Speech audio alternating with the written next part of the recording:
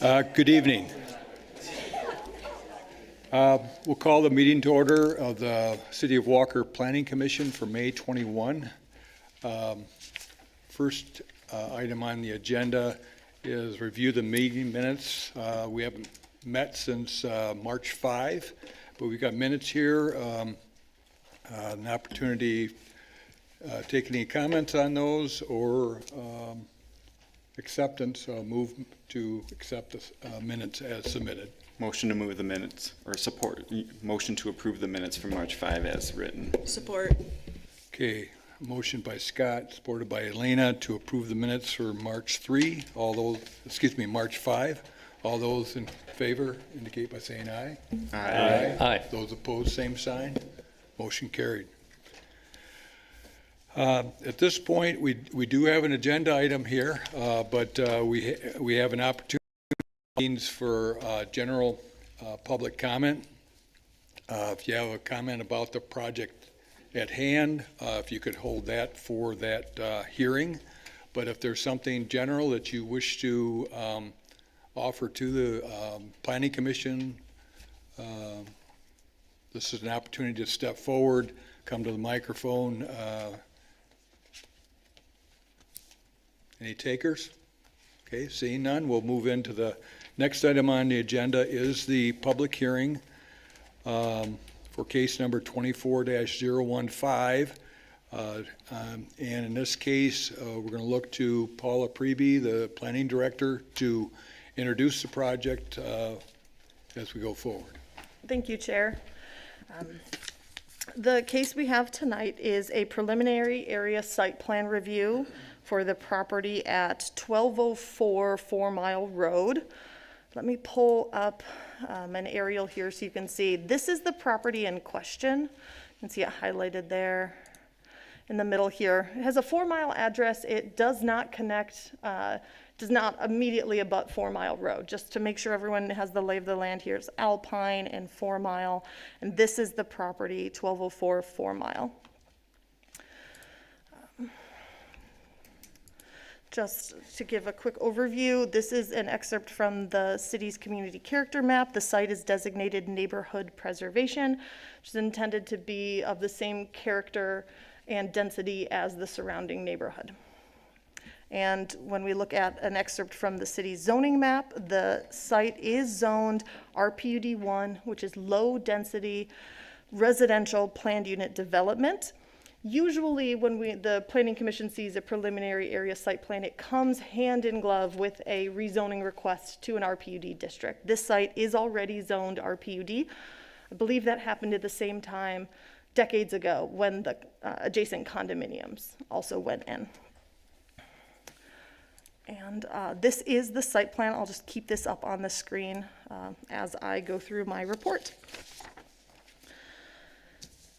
So this application originally came in August of 2024, and the development team met with the staff site plan review committee on August 15, 2024. At the time, there was a long list of items from staff that needed to be addressed before the project was ready to come to the board.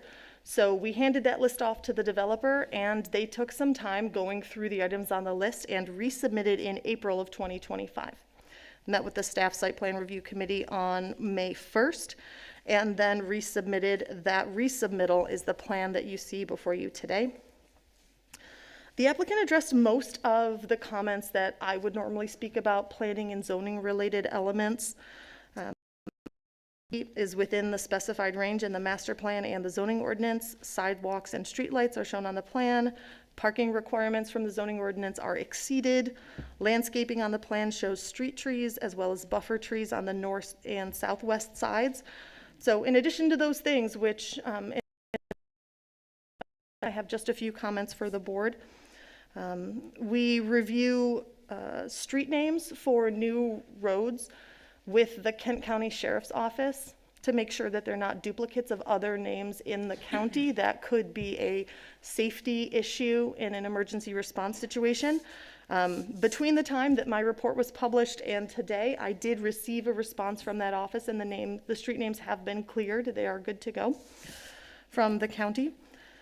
There are some wetlands, both regulated and unregulated, identified on the site. The applicant is already working with Eagle through a permitting process required there. So we have everything we need for this stage. There will be some more information related to wetlands and stormwater if the project is approved and comes back for a final area site plan review. Another comment in my report is regarding the road network, specifically stub streets. This is something the board has seen as other residential developments come in where we require stub streets when there's vacant parcels or parcels that could be developed adjacent. In this case, this English Hills Drive extension that you see here is long enough to require a stub street, but because that road is on the property edge, they don't need, in my opinion, to put a stub street in if that parcel was ever to be developed in any way. I believe it's currently part of the English Hills condominiums. If that were to ever change hands or be developed, they have access to that road immediately. So my final comment regards access to the site. And I know the city engineer will speak about this in much more detail, but currently there are two proposed access points, one from Ipswich Drive and another from English Hills Drive. The development is of such a size that it would require 2 points of access. Both of those the neighborhoods existing on either side of this development are essentially long single access points already.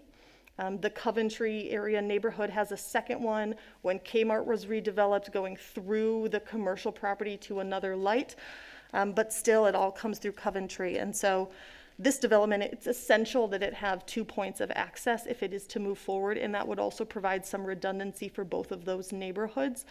To that point, I have been in consultation with the city attorney regarding what the city needs to do to ensure that 2 points of access would be maintained if the project moves forward.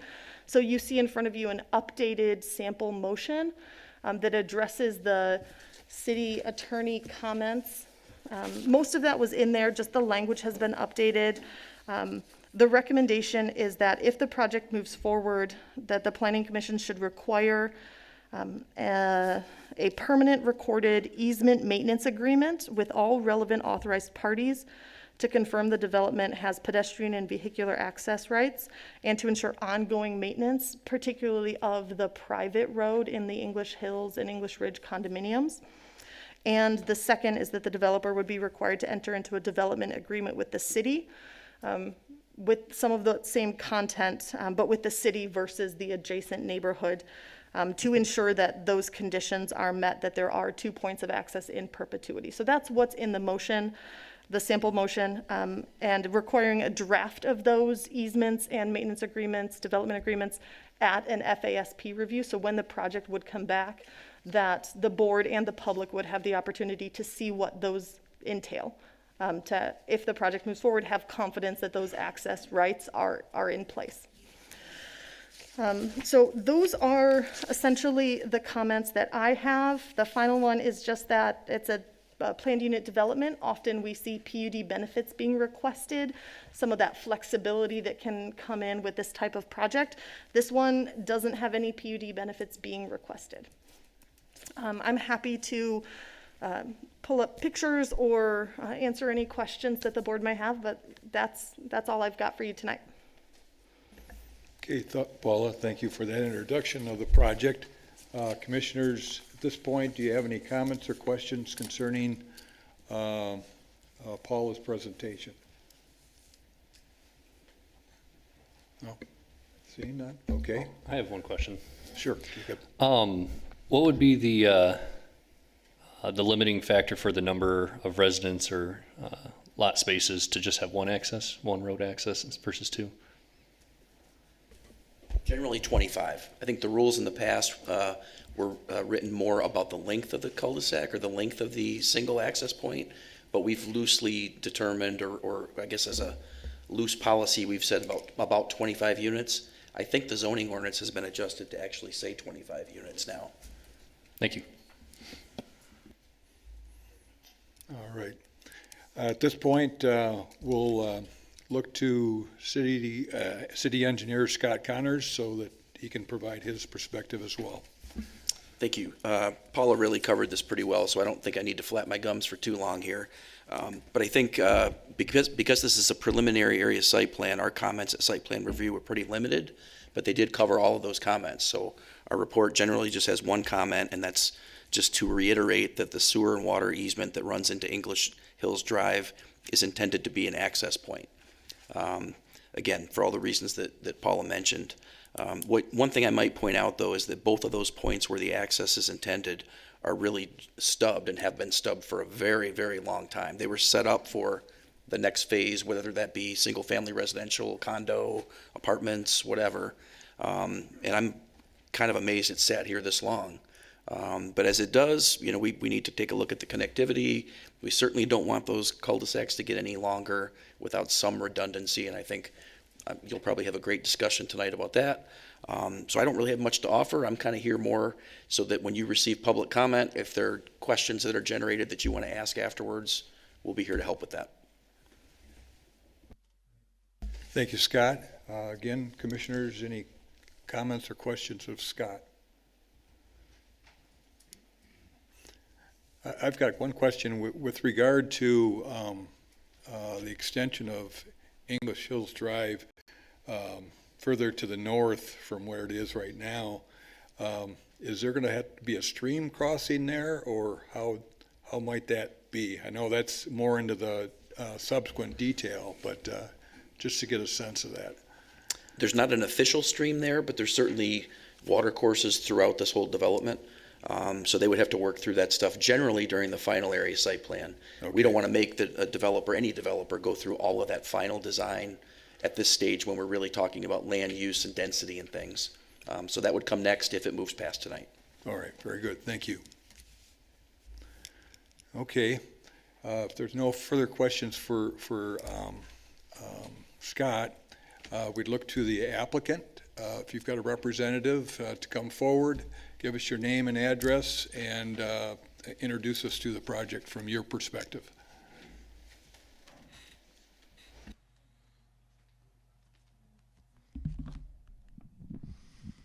Hello.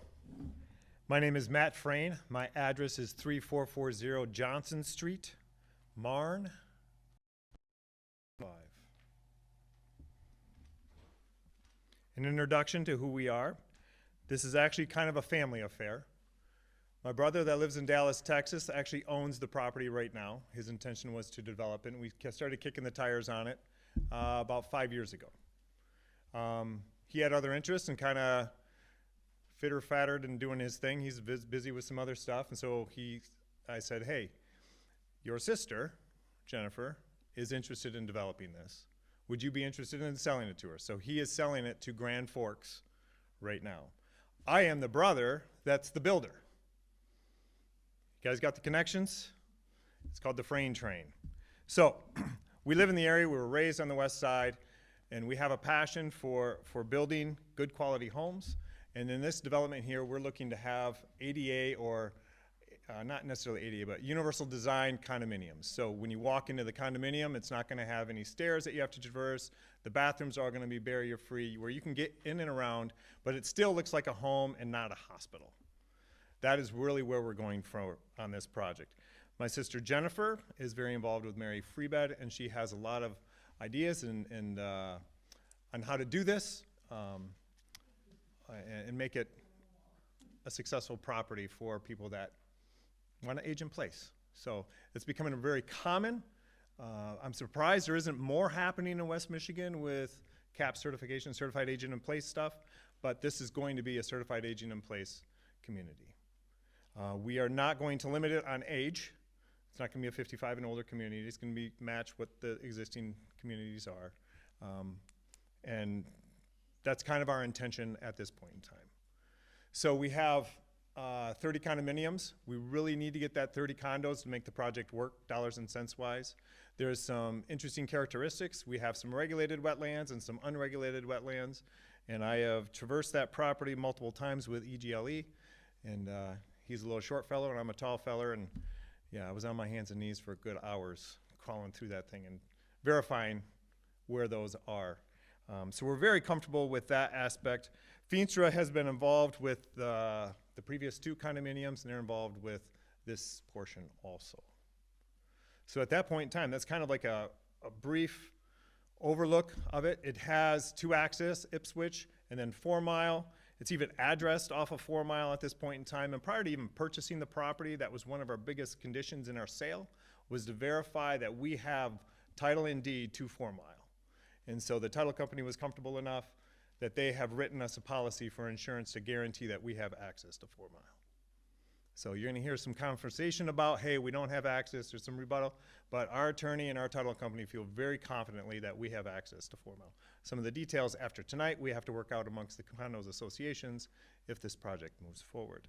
And we have had a community meeting where we sat down, it's been like March 20th, where my sister actually held that meeting, and the community was invited to have a conversation, and they have some legitimate concerns with traffic. You know, now connecting this through, connectability, now we have a thoroughfare from Alpine all the way to 4 Mile and to cut off the corner there. That's an area of concern. It's an area of concern for us also. And how do we control that? I would love to be able to put a gate there, but your ordinance does not allow that at this point in time. So I think fairly recently, it kind of, last handful of years, maybe said you can't have gates. So trying to come up with some solutions to limit traffic. I don't like speed bumps, I like speed humps. I don't know what we call them, the ones that are like 5 foot long. I think those can be added to slow traffic down and just make it so it's not that much fun to go down through these streets. Our streets obviously are going to be built to a little bit different standard than the previous streets in the existing condos. We'll have sidewalks and lighting. They will not, because theirs was built in a different time and your zoning asks for us to do that now. So that's where we stand right now. If you have any other questions for me. Commissioners, at this point, any comments of the applicant? Okay. Thank you very much. We'll call upon you as we go through the hearing this evening. Perfect. Thank you. Just wanted to let everybody know that those that did send in comments concerning this project, those have been given to staff. Staff sent those out. There was a recommendation or a request to have some opportunity for us as commissioners to get a flavor of the concerns for this project. So we have those, and in fact, I think, Paula, what we've gotten here are the hard copy of all those comments, correct? That is correct. And there was one that didn't make it into the packet that is online, and every person has a hard copy of that individual email. Okay, thank you. At this point in time, this review that, again, that Paula and Scott have described, it's the zoning's in place, but this is a matter of a preliminary site plan review on this project. And so this is going to be set up and handled as a public hearing. And I think at this point in time, do we have a motion to open the public hearing? I'll make a motion to open the public hearing. Okay, motion by Scott, supported by Joe. All those in favor indicate by saying aye. Aye. Those opposed, same sign. Motion carried. Public hearings open. The kind of ground rules, if we could, it's a case here where we've got a lot of people in here. We do customarily limit the discussions, comments for a 3-minute time period. And we'll have somebody up here. Tom, would you be able to do that, please? And just so we can give everybody an opportunity to say their piece, I think as we go through the comments and as we've gone through the comments that have been submitted, there are some central themes that come up. And so if we could hit all those, and if before you has said that, brought up your point, but you have something else to say, please feel free to come up and comment. And it may be a matter of just saying, I agree with the prior speaker on the point that they raised. So at this point in time, again, as you come forward, give us your name and address, and we'll have a 3-minute time period for each one of the comments coming forward.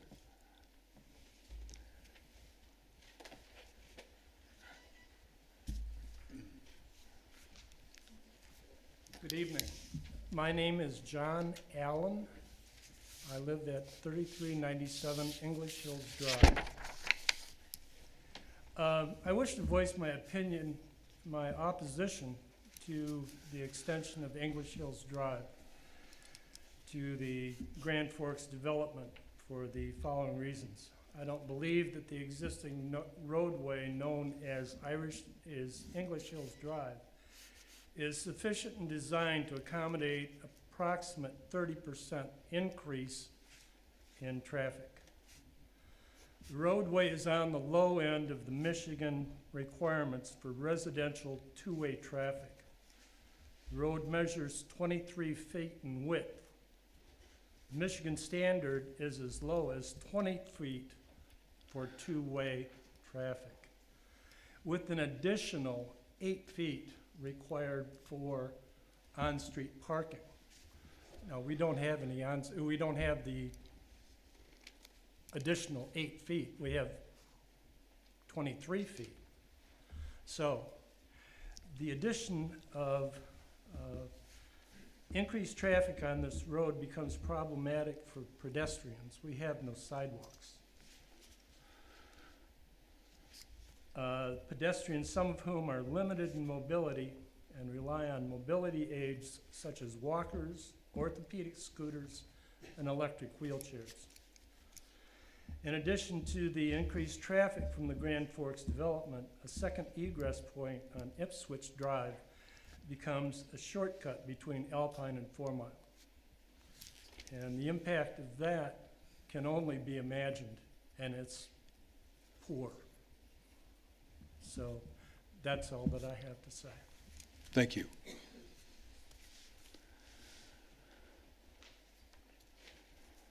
I was hoping to get 5 minutes at least. My name's Kathleen Saltesiak, better known as Kit. I'm at 3381 English Hills Drive. I had sent this packet. I hope that made it to you. Yes. Okay, so, and I'm representing my condo association, so if I can get a little bit more time. On page 2, just the, what we put together is based on all of the information we received from our attorneys. Thank you. Our attorneys, the English Hills Master Deed, the bylaws, the co-owners of English Hills, the condo board, and previous board members. So we've kind of pooled that together. Basically, we're not in agreement with the development. The group that's developing it, they're great. It's just the wrong place. So in the background is basically we are 35 years old, and it's built on the hilly, curving, narrow roads with a no sidewalk, as John said. Our master deed was 1989, and one of the things that comes through all the time in our master deed is Article 1.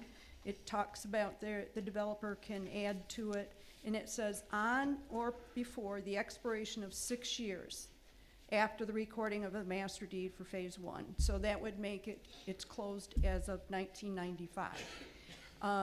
The article is seen throughout our deed, and it's referred to in a few other places. So also looking at when we did our phase 2, there were 8 units that weren't built. So what goes down Gulfview Drive extends down English Hills, but then behind some of the condos on that 2-acre lot that you see is kind of there, that's English Hills. We own that 2 acres. The easement, or the second amendment in 2016 closed off that. We had 8 condos that weren't built, or 8 units, and so we ended that. And so the very last page in your materials is the site map. And that would be our new site map, and shows that the 8 units are gone. And that's basically because they were not physically constructed within the time period designated by the state law. So it was after 6 years, it's gone. So the extension of English Hills Drive was meant only for those 8 condos. So that's closed off. But getting into the more important thing, on page 3, some other co-owners are going to address this probably. Our most is safety concerns, because as we say, Time. there's limited line of sight on cars. Time's up. Okay, so and the pictures show that on page 4 and 5. Thank you very much. Thank you.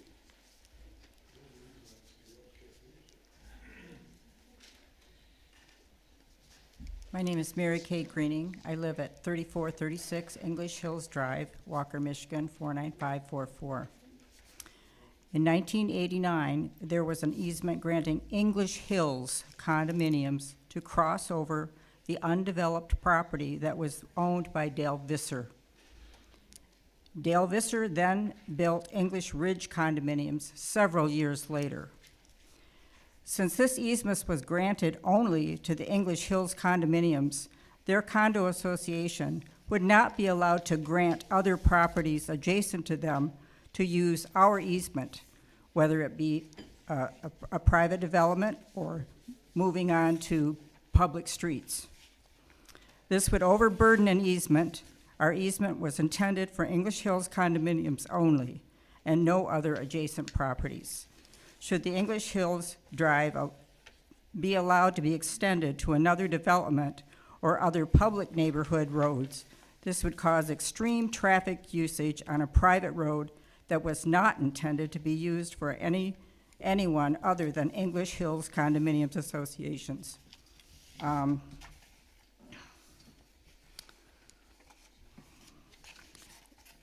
I'm just a member of the English Ridge Association. I'm not part of the board.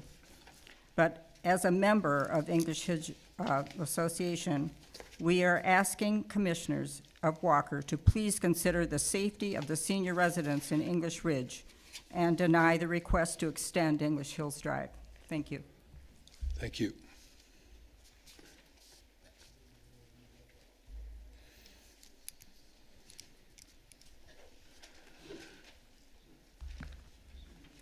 Hi, I'm Renee Curtis, 3313 Ipswich Drive Northwest, Grand Rapids 49544. I did some computer work, and keeping it short, in addition to the English Hills Road, there's also access to Bristol, which is farther along. There's, again, access to 4 Mile Road, and it doesn't need to lead same drive as the condos, but another road could be built near that, so they're not disturbed. Okay, another thing, Wolverine Engineers and Surveyors, they did some wetlands investigation, and I hope that that's still, I have a 2020 thing where they did that, and I hope that the wetlands are left alone.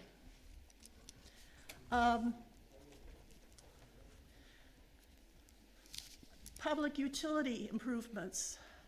Okay, you know, I don't know if that affects, I'm from Ipswich, although I do not approve of Ipswich going through.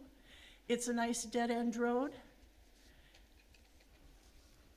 People park on Ipswich. It's not as wide as other roads.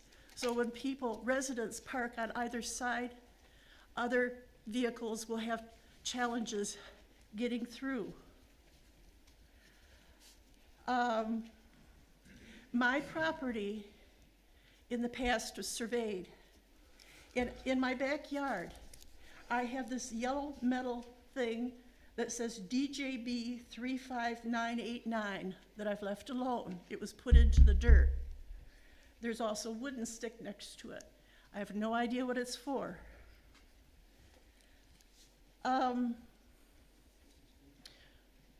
4 Mile Road? Yes. Bristol? Yes. English Hills? Yes. Coventry? No.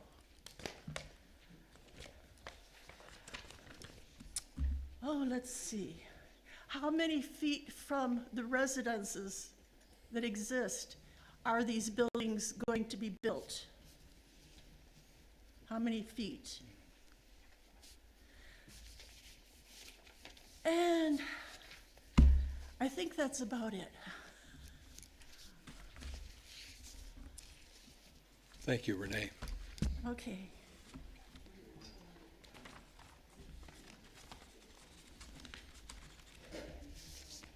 Felt a little nervous there, but I hope I was productive. Yes, Thank you. thank you. Good evening. Good evening. My name is Ray Torn. I live at 3303 Ipswich, which is about 5 houses down from the end of that street. I'd just like the commission to consider the traffic flows through there currently. If I go out to cut my lawn on a Saturday, I see most cars are coming through that neighborhood as a test ground for their used car lot that's right on the other side of the apartment buildings. So we see the people that drive down the street, come up around, and we notice that they are all dealer plates. Now you're saying you're gonna open that up as a roadway going through there. When we went to the meeting with the developer, they said they were looking at gates. Now this gentleman who just started out the meeting said that's not allowed by the city commission. So I'm wondering who's got the right story, because they told us one thing and we weren't really happy about it, but I don't mind if somebody develops the area. I just don't want it being a test ground for that car lot. Thank you for your time. Thank you.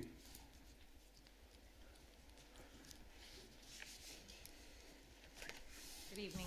I'm Carol Gornowich, 3258 Abington Drive Northwest. And I'd like to begin by thanking Commissioner Chase for acknowledging receipt of our neighborhood's communication. And because that's the only acknowledgement I received, just like to confirm that everyone's had an opportunity to review the information we submitted. Okay, I will not reiterate. I wrote that letter on Monday afternoon with the help of a couple of residents. We walked the neighborhood in 2 hours and gathered 79 signatures opposed to the Ipswich connection. Following my comments, I'll submit a sheet with 7 additional signatures. The total of 86 signatures represents 65 of the 96 households in the English Hills neighborhood. There are 3 vacant homes as well. We very likely would have had 100% opposition had we had more time to gather signatures from those that weren't home when we walked. As I said, I won't reiterate the points made in the letter, but I will request that the Planning Commission table the site plan consideration this evening and require a complete traffic study that includes all of the that has occurred along 4 Mile, North Ridge, what the extension of North Ridge can mean to this throughway, the golf course. All of the data that I submitted from the 2003 traffic study has changed significantly, and it's going to change significantly more with the development of the golf course. I would like to hear from the developer as to whether other connection points were explored, such as via the vacant land mentioned to the northwest. We're likely to hear that the property isn't available for sale. I would argue that everything has a price, and if the proposed connection to Ipswich is made, our neighborhood will pay the price. I would also like to know if Alpine Summit has been notified of this proposal. The reason being, there's a service road connecting our neighborhood to that shopping center development for access to the traffic signal.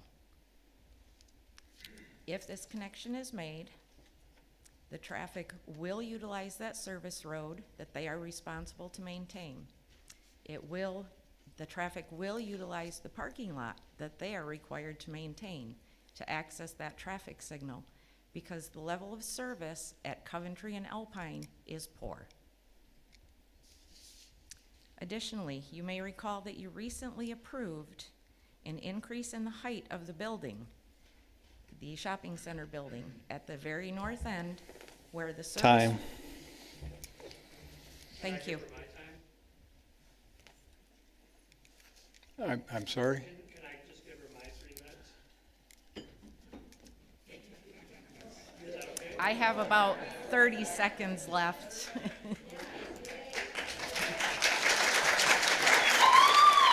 Okay. All right. I have 30 seconds left. Okay. Before you continue, we'll allow for this additional time. If we can keep it so we don't have the clapping and cheering and the like. It does represent like 100 people, so this would be much more efficient. Well, again, we'll give Carol another 30 seconds or so to complete her thoughts on this, and then we'll move to the next person. You approved the increase in height of that building and the intended use as an interior playground. This will no doubt result in a number of children moving about in the area where the service road joins the parking lot. At the informational meeting, as mentioned, the developer spoke of a gate. We heard tonight that that's not permitted, and I would appreciate if staff could comment on that further. In conclusion, I'd just like to thank you in advance for giving serious consideration to our concerns. Thank you. Thank you, Carol.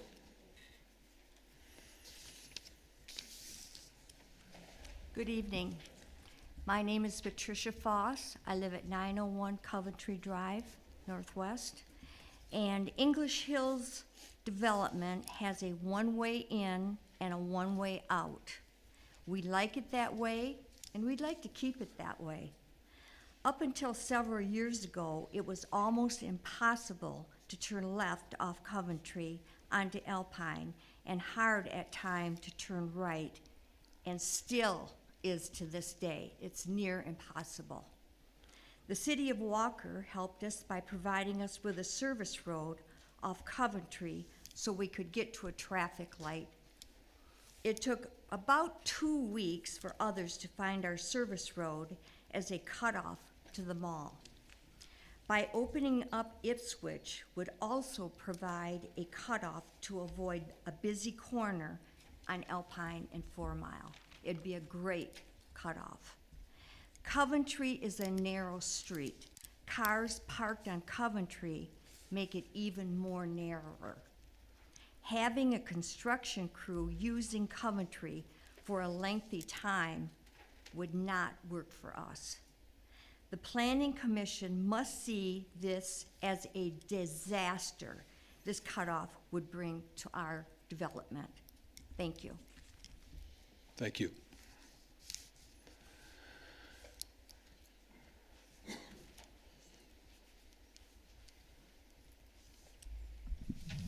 Good evening. My name is David Welk. I live at 3345 Ipswich Drive, Northwest, Grand Rapids, Michigan 49544. It's the very last house adjacent to this property. I recently moved here 2 years ago from Indiana with my wife. I'm a structural engineer here in Grand Rapids, and so I'm well versed in building developments. I don't have a right to tell Mr. Frayne how to build and develop his property, and nor do I want to. I do want to voice my concern about the traffic between Alpine and 4 Mile. I have a 2-year-old son and one on the way, and I fear that opening up a driveway between the road of Alpine and 4 Mile would create unnecessary danger for numerous young families in the area. Furthermore, as it's been mentioned, several cars are parked on that street. So between the life safety issue and the property issue, I would ask that you would seriously consider alternative methods of throughway before approving this preliminary site plan. Thank you for your time. I appreciate it. Thank you.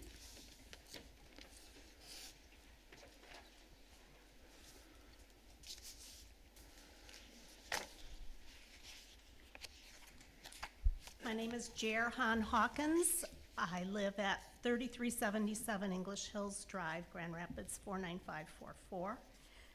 First off, I appreciate all of your time and concern and continued work in all aspects of developing Walker. We love living here. I appreciate the mayor's monthly newsletter. It's very uplifting and positive, but he has repeatedly stated that they value the residents' concerns and opinions, which he states are taken very seriously. And I think you can tell we're serious in our comments as well. Now, we pay Walker taxes, but we receive no financial support for the maintenance of our road, English Hills Drive, and the roads that split off from it. All of the resurfacing, mediating cracks, deterioration, plowing, drainage issues, removal of trees that have fallen is all a financial burden on us. So we own that road and we maintain it 100%. When we first moved in about 10 years ago, we had a 3-year assessment that totaled $5,000 per unit for resurfacing that road, and I'm sure it's substantially more expensive today. So we have to look at the future of that road and the expense that we will incur by inviting another development. I think we need to keep in mind that this is a money-making opportunity for the developers at the expense of English Hills and English Ridge. We are creating a pass-through for vehicle traffic and garbage trucks, construction workers, landscape companies, delivery trucks, moving vans, etc. That's a lot of activity on a very narrow road. Now, it's not our financial responsibility to provide for a development company that purchased property without any road access, without fully researching the limitations of the property, and then to have the audacity and assume that they can just utilize our private road. We're well beyond that 6-year limit for additional building that was mentioned previously. So, excuse me, I know there's also a lot of unencumbered property in Walker that would suit them very well without taking over a private road in a private community. Then suddenly it's public property but not maintained by the Public Road Commission. So I'm a little disappointed the city of Walker is even considering approving this venture to utilize private property. Okay, thank you.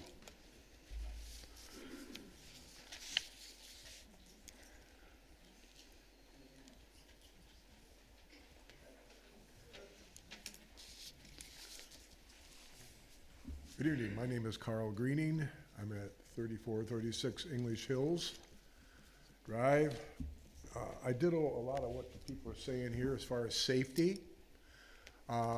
Jacob Payton came in with an idea, and I think that was put in your pamphlet or your package about going to 25, where you only 25 buildings, condos, whatever, which would not necessitate a second exit entrance.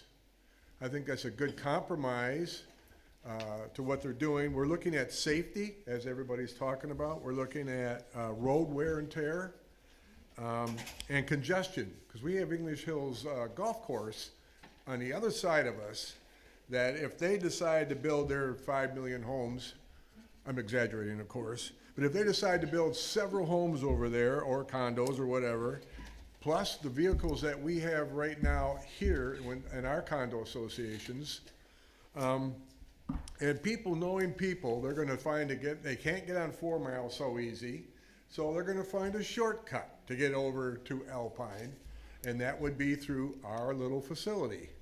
And I don't think that's kind of anything that, like they were saying, the town or the township government doesn't pay for those roads, we do. And we have people that park on the roads. You can't park on the grass, so you have to park on the road. And you've got obstructions from the hills and the cars that are parked there. And you got people walking on walkers. We have one person that has a handicap that frequently walks out there to keep his body going.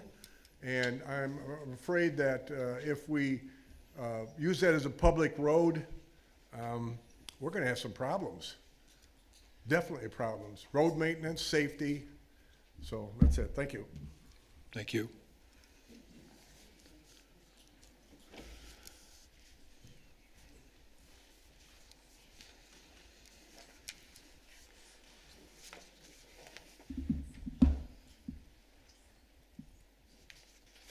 Good evening. Good evening. My name is Steve Gilman. I live at 3347 Gulfview Drive. I agree with everything that's been said so far. And you can see that there's a lot of concern on both the public side and the private side of this. The initial program had 28 units go in. The second wave of program that came in was planned for 64 units. It was put at 56, and it was then amended that it would end. That was the end of the program. That was recorded into the master deed. My biggest concern that you've heard from everybody here is infrastructure is not safe. We would declare that it's not safe. The roads are too narrow, we don't have sidewalks, we don't have the infrastructure for sidewalks, and 90% of the community in the private drive in English Hills and English Ridge is senior citizens. They're walking their dogs, and they don't move fast, and we've had numerous close calls already. And you're looking to introduce more to that. I'm concerned that the commission will represent the people. On the golf course side, we had numerous meetings discussing infrastructure, discussing how that was going to be laid out, how the buildings would be, whether or not it would add to the value of our property or take away. And after all those meetings took place, the commission changed it. So I'm concerned that this is potentially falling on deaf ears and that you're not looking out for the safety of the community. Number one, if there wasn't an intention for a limit wouldn't have been introduced, meaning a restriction on time. If there wasn't a restriction on time, it never would have been introduced, but it was introduced. It was 6 years, the 6 years passed, it was closed. And now they're trying to say that they have unlimited time to reopen this. And they're going to try to spin this so that you interpret it differently than what it was written. Number two, we have many problems with storm drainage and water drainage already. And some of the neighbors have already had tens of thousands of dollars spent on building new infrastructure and drainage for storm drainage because we've had flooding in basements already. And now you're talking about taking away property that acts as a natural storm drain. We're private. We want to stay private. If you had a cul-de-sac, would you want somebody to build a road through your cul-de-sac? Safety is huge. Other than that, that's the main things. Thank you.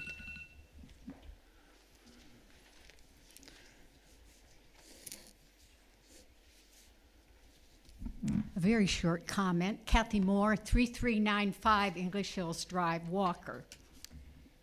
We love our English Ridge neighbors and they are cooperative with us, but cooperation takes much time and discussion and does not always work well, even when the intentions are good. Little recourse do we have if the timing with one party isn't good with the timing of the other in cooperation. And the excellent example is the entrance to English Hills Drive, which is, if I can use the comedic term, a whack-a-mole, hole-ridden, constantly repaired, after the fact, slowly bumpy drive-in. We don't need more traffic. Thank you. Thank you.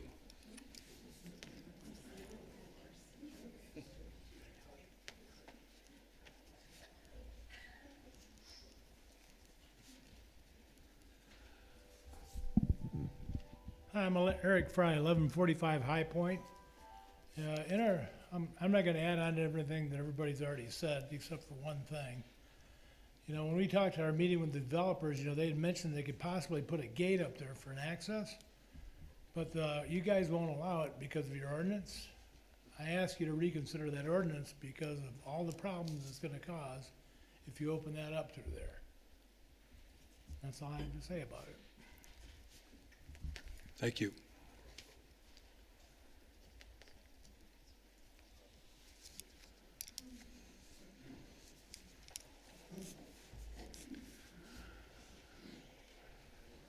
Good evening. Appreciate the opportunity. My name is Eric Shimke. I'm at 3419 English Hills Drive. And I am very supportive of a lot of what was already shared with you. And I really want you to hear our voices in support of those who have already spoken, since we do not have time to reiterate what was already shared. But I do want to just say that if the decision is made to take over private roads for this development, that if a new public road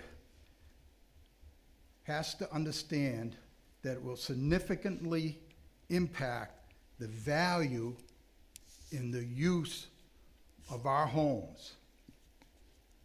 I'm less than 3 years of a new person in this development at English.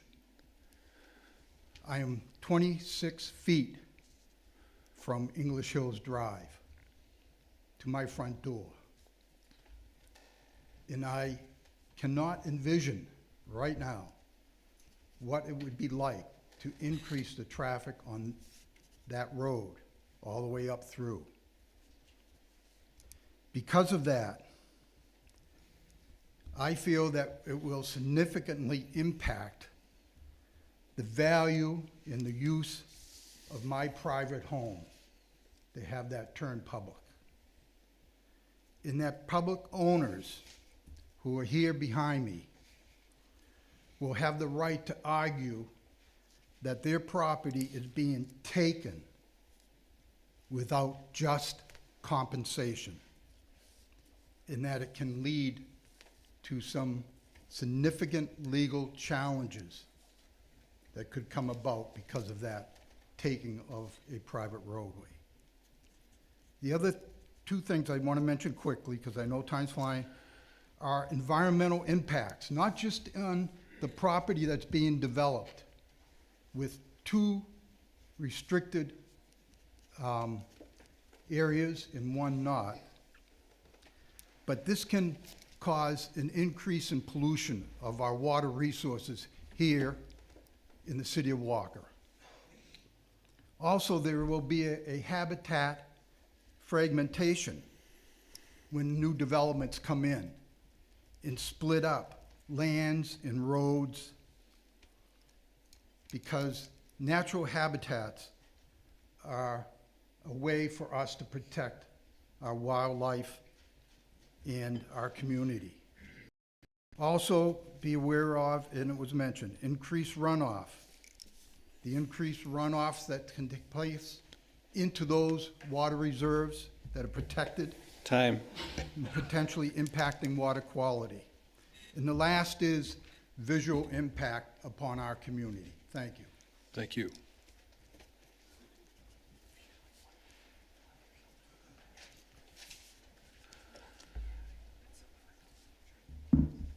My name is Derek Zavala. I live at 3334 Ipswich Drive.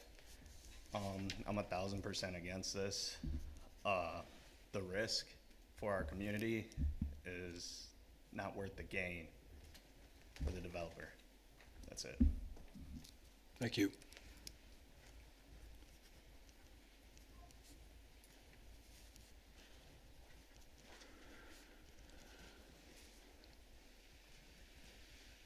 Hi, my name is Larry Marvin, 1152 Birdie Drive.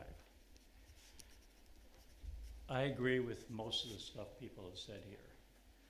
One thing I would like to say, though, is I do appreciate the map and them making an effort to come up with ways to ameliorate some of the difficulties beforehand. I really appreciate that. I think that's commended, that's worth commending. Given the fact that they've told us they're not going to be running construction vehicles on our road, that's something I personally was really, really worried about, tearing up the road. The through traffic problem is worse than I even thought. I mean, we've got the golf course on the other side, we've got the people on the other side of that association, and it's going to tend to turn into a shortcut. And that will be a problem. And I am one of those walkers they're talking about. I'm not handicapped, I don't use a walker, but it's dangerous out there some days, especially when somebody's parking in the road. Anyway, I think you need to really consider hard some way to shorten, to cut down the through traffic should it be used as a road, our private road. So again, find a way to cut down the through traffic at least. Thank you. Thank you.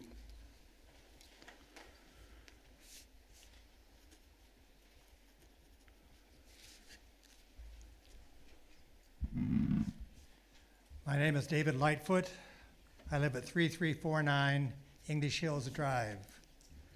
I probably have the worst situation that this brings about that one could have. We live on the corner right by where the road is coming in. Obviously, it doesn't make us very happy. When we bought the house, we were told that don't worry about it. That's dead, not going to happen. One time they were going to have additional condos there, but that stopped. Obviously, it's a problem. The other big issue we have down there is a very sloping area. And when it rains, as it has been raining, of course, but when it really rains, we have tremendous amounts of water down that road and into our yard.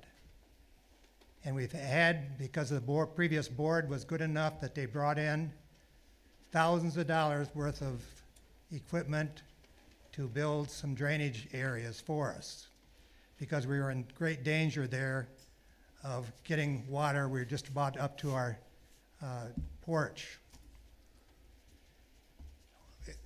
We know that if you bring that road down there, that it's going to just exacerbate the water coming down that hill and into our yard and perhaps into our house as well.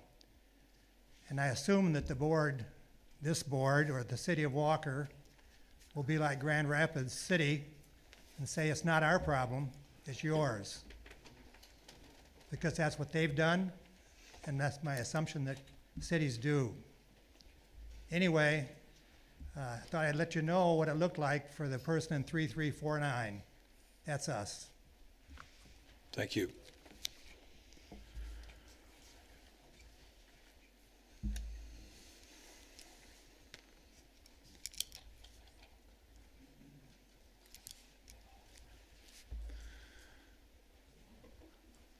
Hi, I'm Mike Rosegno, 1156 Birdie Drive Northwest.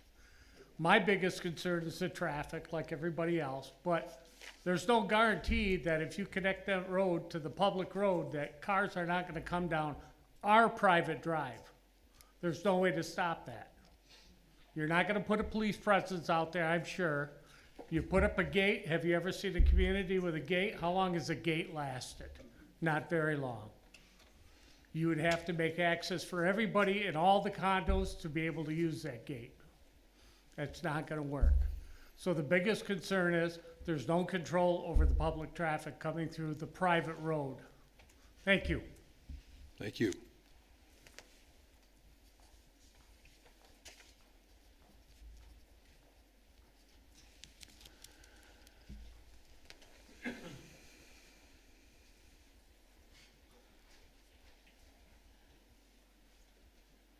My name is Jim Chance.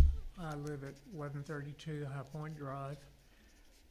I would just urge you members of the commission who had not been in the area, please go over and look at what we've been talking about.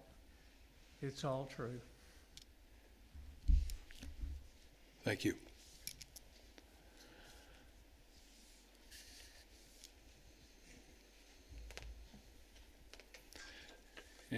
Anybody else that wants to come forward?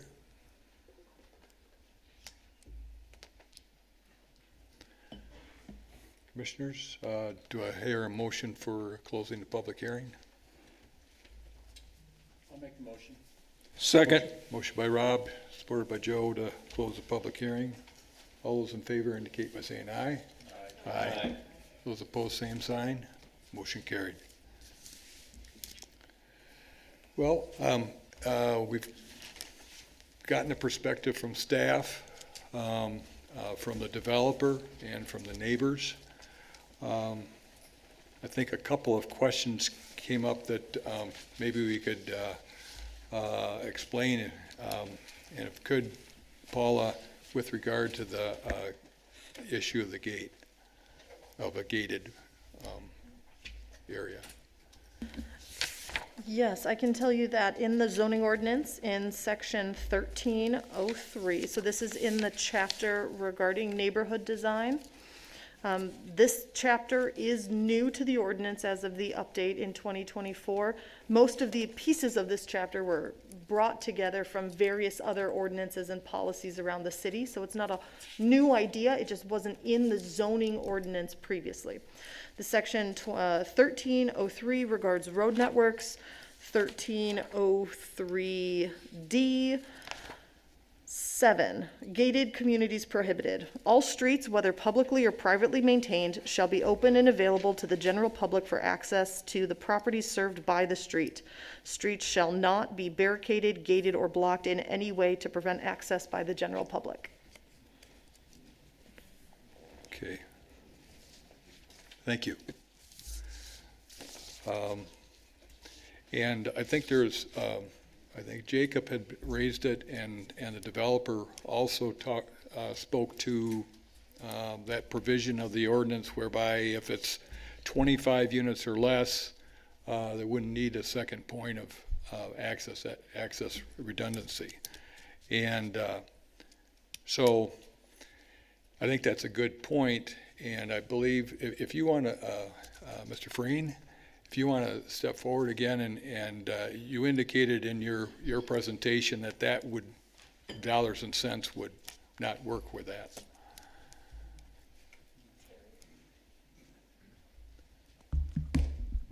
Yeah, in our calculations, 30 is the minimum that we can do on this project. And starting out right from go, even before we bought the project, I actually spoke with, there was an interim planner at that time, and it was your assistant manager, Frank. And he talked extensively about connectability. He's like, anything that you're doing now, we want connectability. We want connectability in our water system, and we want connectability in traffic. And so that's been kind of our understanding this whole time, is connecting the two. And I think accessing Alpine at that point, going down the Covenant Tree, is feasible, but it's not ideal. The ideal access point is 4 Mile. Okay. And that's why in our purchase of the property, we were very diligent in ensuring that was accessible by this development. Okay, thank you. If I may, Scott, and if anybody else has questions, I don't want to take the whole, I just want to ask one more question. Scott, with regard to, you've been here a little bit longer than a lot of us have, and with regard to traffic movement, traffic study, there was mentioned that a prior project, there was one that was undertaken. Are you familiar with that at all? Yeah, we've had probably half a dozen studies related to different developments and some staff initiatives too. Rob might even remember way back when we had some studies along Alpine, I think we call it West Alpine Connectors, trying to find ways specifically for this neighborhood to find another way out, because that neighborhood's already way past the 25 units. So even if, for this question here, going from 30 to 25, all that means is 25 plus the existing 96. Yeah. So we're way over what we would consider desirable threshold. Okay. All right, thank you. Again, commissioners, Rob? Yeah, I thank you, Mr. Chair. Scott, when I look at this, and the original design, the private street, was designed to accommodate how many units? The private street, you mean the existing condominiums? English Hills Drive. Well, that predates me, but, you know, I think there's roughly 100 buildings in there, so maybe 200 units altogether. I thought Okay. I heard 84. Again. Is that correct? I heard 28 and then 56.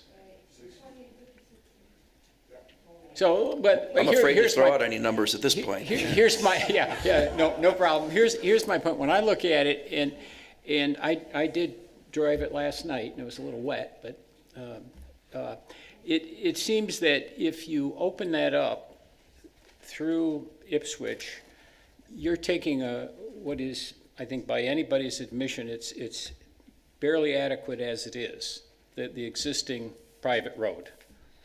And folks are going to do that. They're going to cut through there, and it's going to take what's already probably not adequate, and we have no sense of what that drive-through, what that pass-through traffic's going to be. I mean, I think Carol made reference to a study in 2003, but it just seems to me that you'd have to upgrade the existing private road to accommodate what we know is going to be a significant.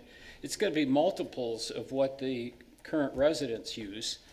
And I don't know how we can say, yeah, that's fine, we'll see what the traffic is after the fact, when they're already flowing through. So it seems to me that, at a minimum, putting aside the legal question of whether they have the right to do it, which I don't think we can resolve or should resolve, it seems to me that this plan, that private street, isn't adequate for what we know the traffic is going to be.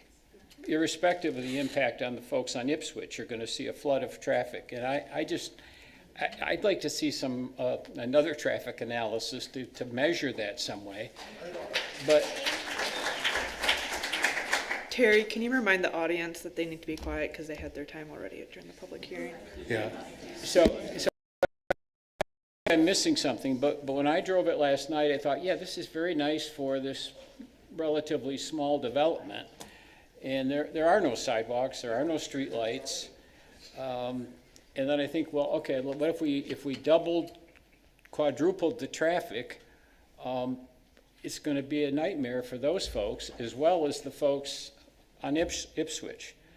So I would like to see some additional data, and I also, if I could, Mr. Chair, a couple of folks said that there were some access to Bristol, other access to 4 Mile. Did the developer look for an alternative way or an alternative access site into the development? And if I could ask the developer that.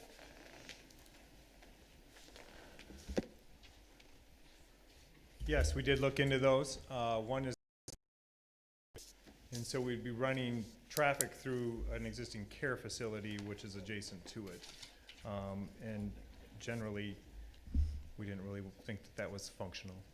Right now, the current road for the development is 23 feet wide, and if I'm not mistaken, current private road standards are 26 feet wide, if I'm not mistaken. Am I correct, Paul, on that? Scott? Private road standards now are 26 feet? I'm not sure that we have an actual standard for private roads. I think when we talk about private roads, we want them to be the same public road standards. Public road standards. I'm sorry. We just don't require curb and gutter. So it's a little nebulous when you talk about the private roads, and you know, we don't have a different standard for a condominium association that's large. Like the road gets wider if it's a large one.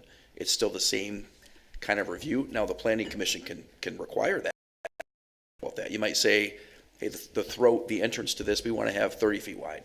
You know, generally that's a really good idea, but developers generally don't propose that, so it's got to be something that, you know, comes out of our discussions.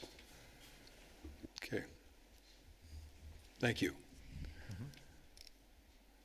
Pat? Looking at excuse me, turn that on. with the folks in the Ipswich and the, notes here, the Coventry area, I think there's roughly 96 homes in that area. Understanding that those areas were developed before probably these changes happened to the ordinance regarding, how many access points there are.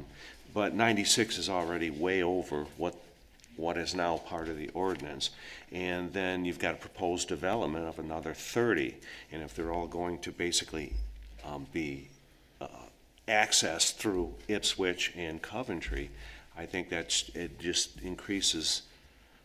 definitely increases the traffic for those folks in that particular neighborhood.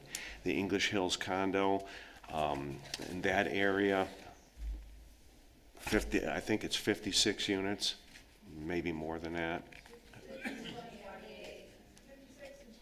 56 and 28, and they have one access point. My only concern is whether this is developed or not, regarding public safety, fire and police, access to those areas in the event of an emergency or something. Both of those neighborhoods are essentially isolated, and there's really no alternative method to getting into that, and that's my principal concern. Thank you. Mark, earlier I think that you were... Yeah, so in looking into this, I found there is a term used to describe people cutting through neighborhoods to get around intersections. In other places, it's called rat running. The neighborhood I live in has a serious rat running problem. In fact, the series of events that led me to being on this board began with a child being hit in my neighborhood and me reaching out to my commissioners in concern for how my neighborhood might be improved. So when I was reading these concerns, they really hit home. In addition, Paula, if you don't mind, could you pull up the parcel map? Yeah, zoom in so we can see the orchard. Yeah, right there, the old orchard. In the last several weeks, I have been coming north on Alpine to go to the gym there on 4 Mile, and I myself, to avoid this intersection, have been guilty of rat running through Old Orchard. So the temptation is certainly there, and I agree it would be a big problem. So looking at this, I don't see how it would be feasible to connect these two together. I'm curious to the developers, have you, Paul, if we can switch back to the other view, have you considered, or maybe it wouldn't even be allowed, flipping 1 and 2 and 15 and 16 around and attaching them to that cul-de-sac and then eliminating 1 unit elsewhere to get under that 25? Would that be allowed? If I may, to reiterate a point that Scott made a little while ago, both of these existing neighborhoods are already over that 25 number. So reducing this down to 25 doesn't solve that problem. Okay, gotcha. Because both of those existing neighborhoods already are, exceed the preferred number of units per single access. Got it. I did hear something along those lines, but I wasn't sure how to interpret that. All right. Yeah, I guess that's about all I have on that. Okay, thank you, Mark. Elena?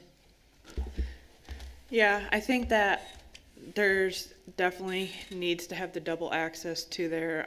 I think that provides a lot of repetitive movements and stuff too, from like public safety and fire standpoint too, instead of having those long dead ends in. That actually provides better access for everyone to those resources that we provide at the city. 30 I think is a good number because it allows for the community and the age group that we do need these type of housings for. I know that that's something Commissioner Groders is really passionate about being on the aging agency of Kent County and stuff, and how important that is for our entire community around the area and how much we lack that ability for that. I think it's also great to see that they're maintaining the wetlands and have been out there with Eagle and trying to get ahead of that for sure with anything that is required by that, and maintaining that buffer on that east side too with the Orchard Hill apartments there too. Thank you. Scott? Yes, I'm not going to belabor the points that have been made by the community members here tonight and fellow commissioners. The thing I'm focused on and that I just can't get past right now is the ability for the developer to assert their right to use private roads for construction and other purposes in developing this lot. We have some sort of legal memo from the developer's attorney that asserts that they do have those legal rights, but we don't have any guidance from the city attorney's office other than a recommendation that a conditional approval to require the developer to enter into a development agreement. I'd like to see something in writing from the city attorney's office that responds to the developer's memo asserting legal rights, and until I see something from the city attorney, I can't even begin to go forward from there regarding this project. I guess I have a question about that. Didn't the developer say that they would use Ipswich and not the private road? I don't. Scott? There have been a number of discussions about that. From a Yeah. construction standpoint, we kind of rely on a hierarchy of roads. Yeah. And construction, heavy trucks, you start with the highway, you get down into the major road system, you get down to the local road system, and the private road system is last. Yeah. So we would expect them to be using the public road system, Using Ipswich. which unfortunately means out to Alpine. Yeah. But that's the public access to that parcel. Yeah. Okay. Okay. That's what I thought. Just wanted to clarify that, Scott. Yep, that's, other than that, I agree with everything. Other than that, I agree with most other points made by commissioners here. Thank you. In seniority, I'm the second oldest one here. And we sat through a lot of crowds, and we're not the most popular people on earth. But this group is large, and you're one of the best behaved ones I've seen here. And you've behaved yourself, and we appreciate that. And I think we've listened. We sat there and listened. And some of you I couldn't hear very well, but most of you, and we appreciate that. And you'll find out with government, if you're nice to people, we'll try and be nice to you. And maybe downsizing this, maybe working on some roads. You got good points. That's what we're thinking about too. But thanks for behaving yourself. I appreciate that.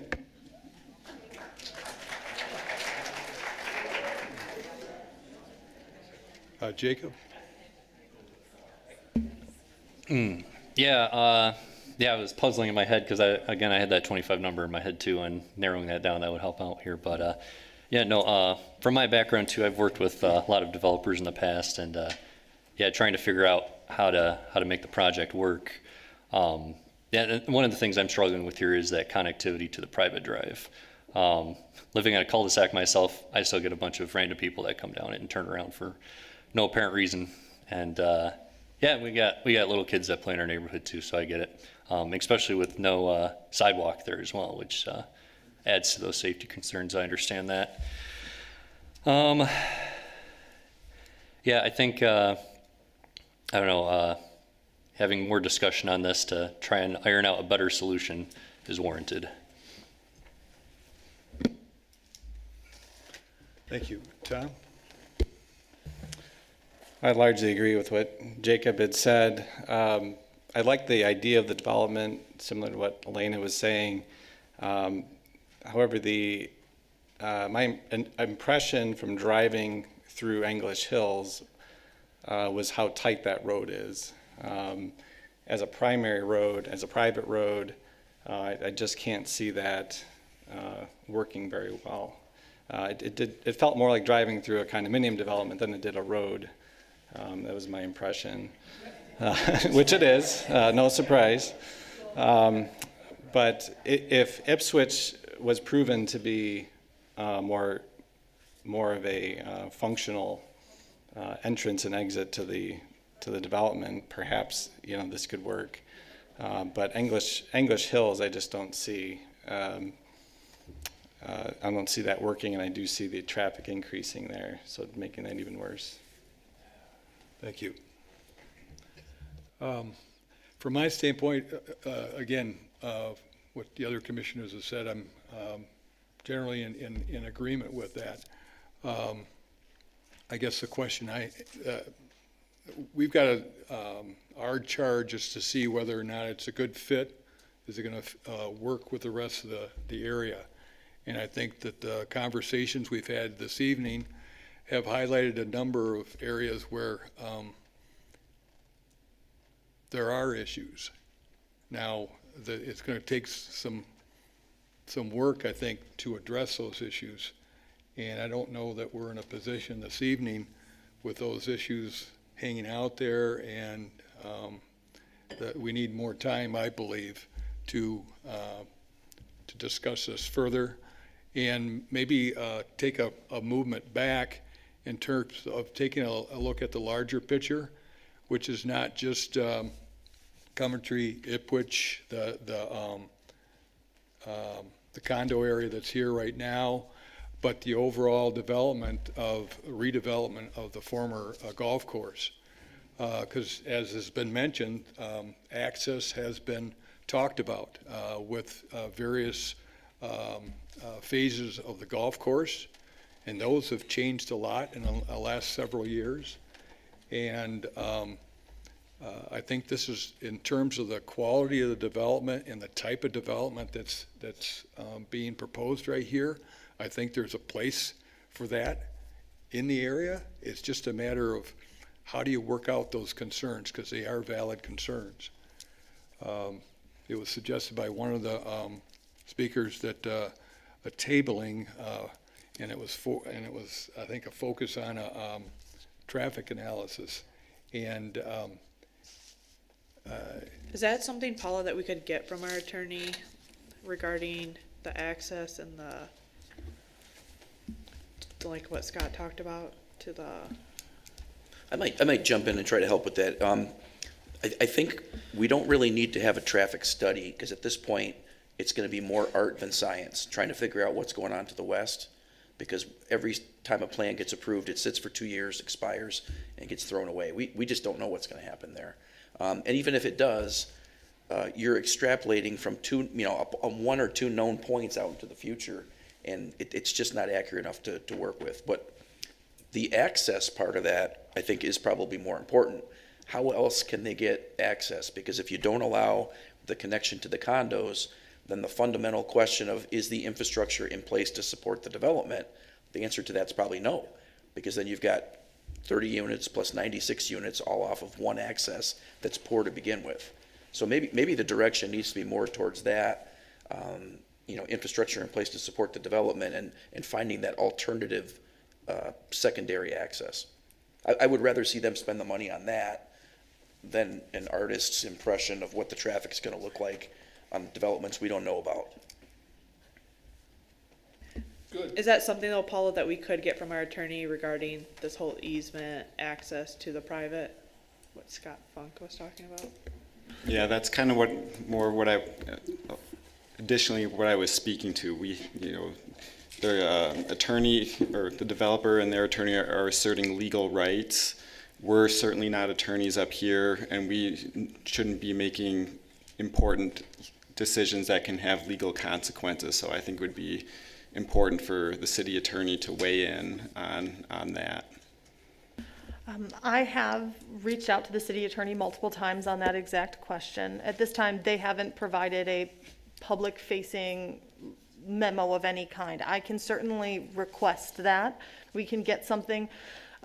Based on my conversations with them to date, I don't know how much it will say, because that access, it's between the developer of this parcel and the existing condominiums. That's something that's not, the city is not a party to. So the city's way forward there is to require that that gets resolved, and that an easement showing that right to move forward to use that road for the new development is in place, and that the city has a development agreement with the developer reinforcing that, and maintenance and that both access points are in place before any building permits are issued. That's really what the city can do, according to my conversations with the city attorney, because use of that the easement there, whether rights were granted when it was initially drawn for this property or not, is between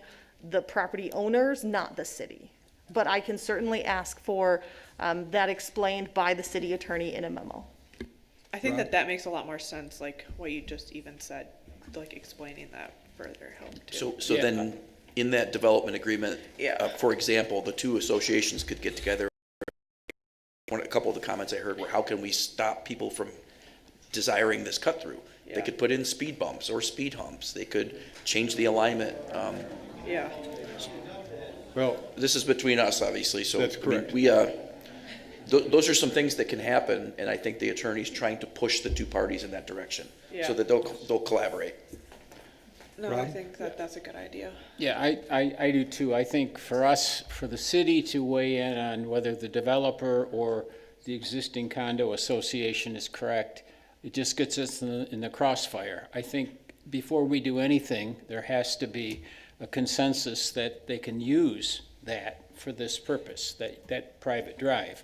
And then I think we need to study is there a second, I like Scott's idea saying, let's do a study on is there a second access point based on the assumption that the developer and the condo association come to an agreement on the private drive. If they don't, all bets are off anyway. They're going to have to litigate it or whatever, but they're not going to be able to move forward until there's an agreement or an order from a court saying, yes, that point can be used for this proposed development or no.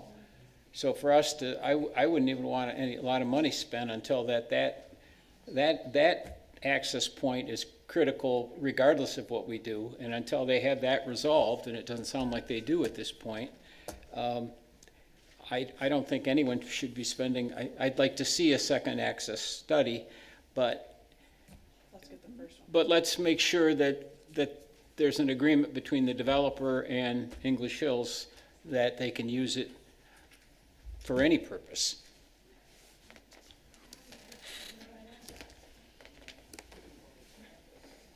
Ma'am, you were one of the first. I think that I've heard from the planning committee too, is that it's already overburdened.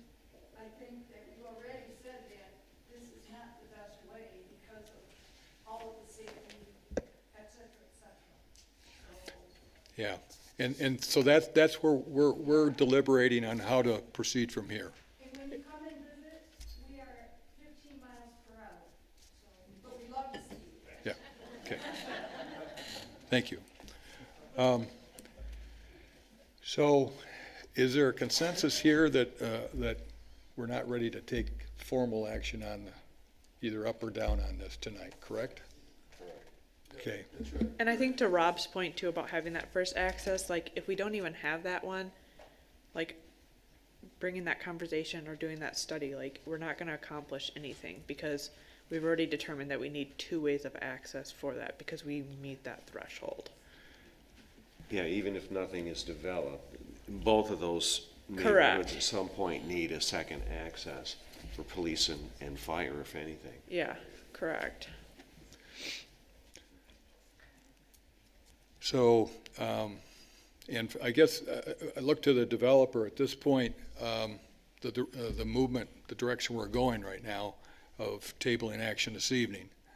And I think that there's, as part of this tabling, we want to give some direction. So we're looking for some assistance from the city attorney's office to kind of focus in on what's within the city's power at this point in time and what the options are. And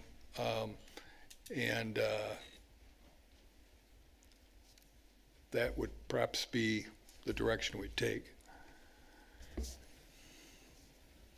I thought to Paula's point though is like we have to just have this agreement between the two HOAs. So like I think that needs to be our first item of tabling is determining and getting that agreement prior to coming back to then have that secondary study regarding this. Not so much because Paula provided more information from the attorney on this part that we're not really involved with that. We just need to have that.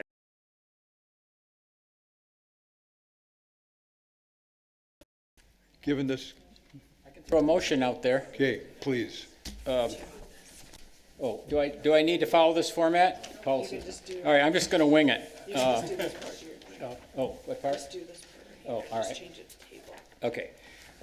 Based on the application material provided, I make a motion to table the preliminary area site plan for a new residential development featuring 30 residential condominium units on new private streets with public water and sanitary sewer services at 1204 4 Mile Road Northwest, PIN 411302252010, subject to the following conditions and based on the findings of fact noted.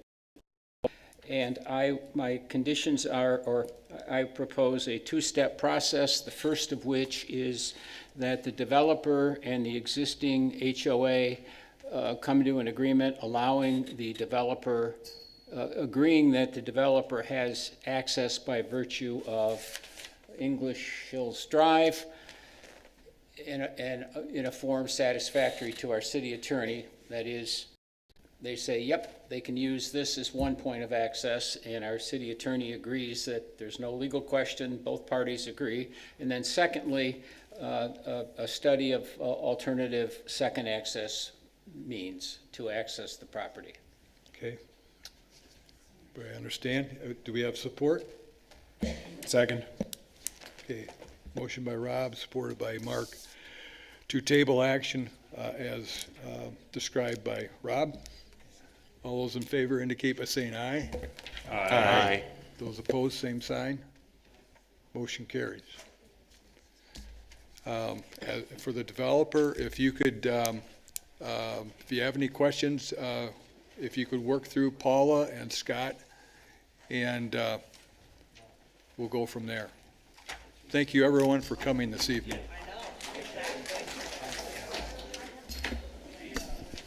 If we're moving on to final items for the evening, Yeah.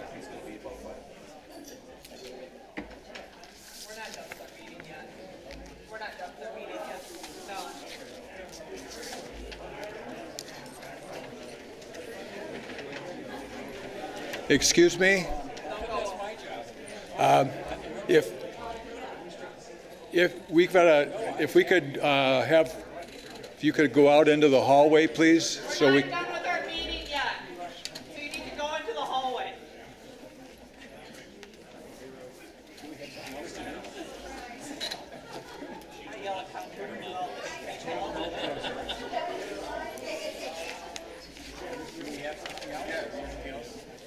They'll just go over like the schedule. Future business.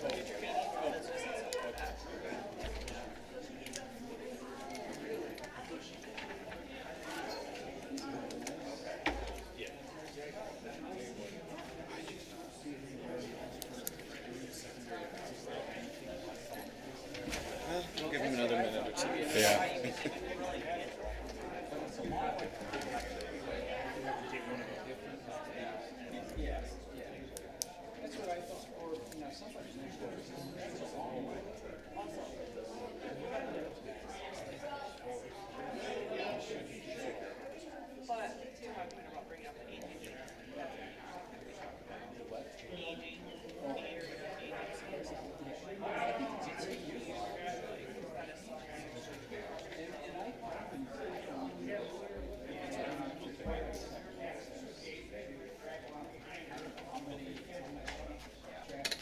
Paula? all right, board, I have just a few items for you as we close out this meeting. Our next meeting is scheduled for June 18th. There are 2 items on that agenda. I encourage you all to be there. The first is the Waterford Reserve Plat. We'll be returning for the final preliminary plat review. That is the northern 52 single-family lots with the Waterford Village development. The second item is the Vista 45 final area site plan on both the apartments and the mixed-use building. That mixed-use building is in the plans that they submitted today. I know there was some uncertainty about that. So those two components are coming back. That is June 18th. That is our next meeting.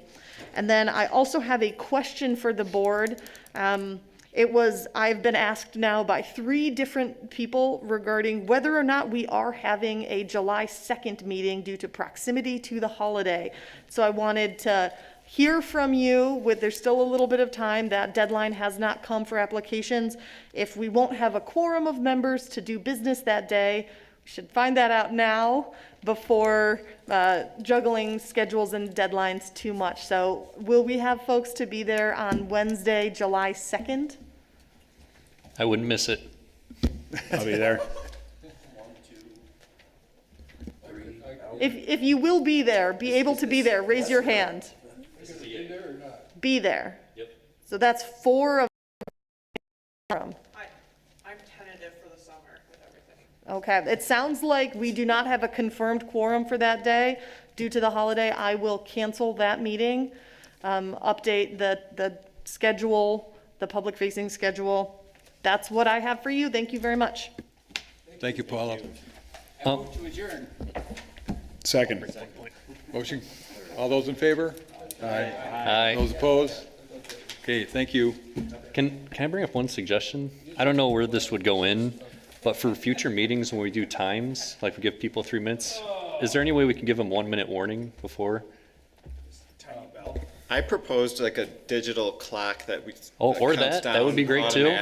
But just so they can, I feel like we cut off people. I feel like if they had a minute I understand. left, or if they saw a I'll clock. work with IT on getting a tablet we can use for that purpose. Great idea. Thank you. Oh, no. You know people are going to speed through the yellow.